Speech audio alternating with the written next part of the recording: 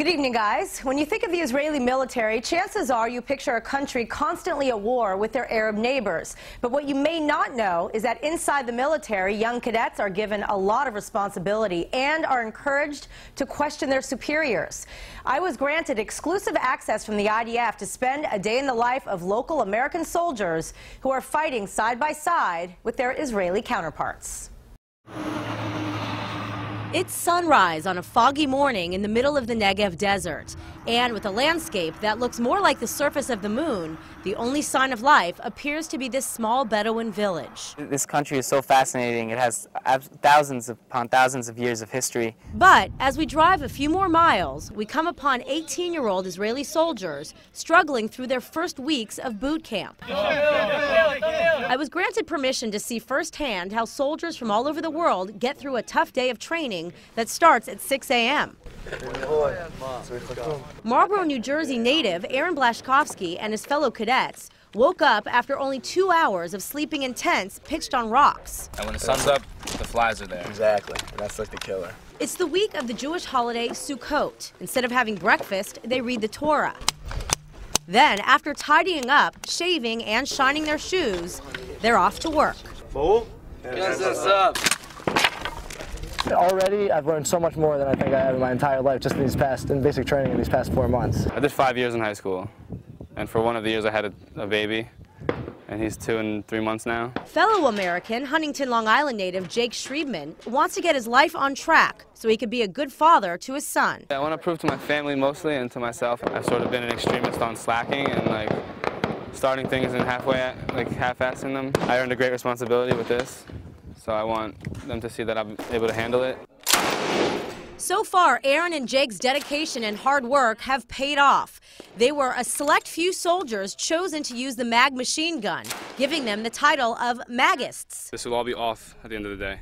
The skin won't be here. And today is their first day learning to fire the gun, which they have to carry with them at all times. This is an automatic machine gun. There's only 2 guns you can shoot on automatic in Israel. It's a Negev and the mag, so we have 5 people out of 150 got to earn the right to shoot the automatic. You have to have a lot of heart to have this gun. I think that's why they chose us. I didn't want it at first, but now I want it because it's a challenge. It's a really tough gun to hold. It's the heaviest gun that is held in any army. It weighs, I think, 13 kilos, which is about 26 pounds. This feels like there's an elephant sitting on my shoulders. You see how you use that step? Okay. Easy, no problem. I'm athletic by nature, but I wanted to get an idea of how physically challenging the Army is. And I was humbled. Oh my God! And I'm in shape.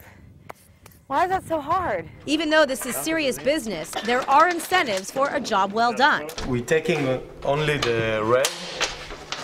It's a tracers. Tracers? Yeah, it's a prize for the Best shooter. The best shooter. The Israeli military works more like a startup business. Instead of unwavering obedience to superiors, the IDF deliberately understaffs senior levels and works to teach responsibility to lower ranks. And that includes sharing a small amount of food and water at lunchtime. This is the classic shetach Big Mac we got going on. The grape leaves, the tuna, the corn, and the ketchup, all combining for a sweet, savory taste in your mouth. But Aaron and Jake can't help but get nostalgic about American food, music, and sports. 2 weeks ago, we stayed up till 4 in the morning to watch the game, and then went to our base at 7 to start the week. You know what I mean? We didn't sleep at all, but that's what you got to do. You miss the culture. You know what I mean? It's important. After lunch, the hardest part of their day begins. Aaron and the rest of the Magists literally hit the dirt to learn how to deal with a real-life gun battle. Problem is, Aaron and Jake are struggling to understand what their commander is saying. It's an incredibly frustrating thing, and there's nothing more embarrassing in my mind than when, my officer's trying to tell me something and I literally just can't understand. But with the universal language of brotherhood, honor, and Zionism, these Americans know they're part of something bigger than them. Sometimes when it's the rough day, the roughest day, I think, I just want to go home, But then I think of what I signed up for and that it's not supposed to be easy. As you can see, this is no walk in the park. Aaron and Jake have since finished their training and are full-fledged Magists. Aaron's job is to guard the border of the West Bank.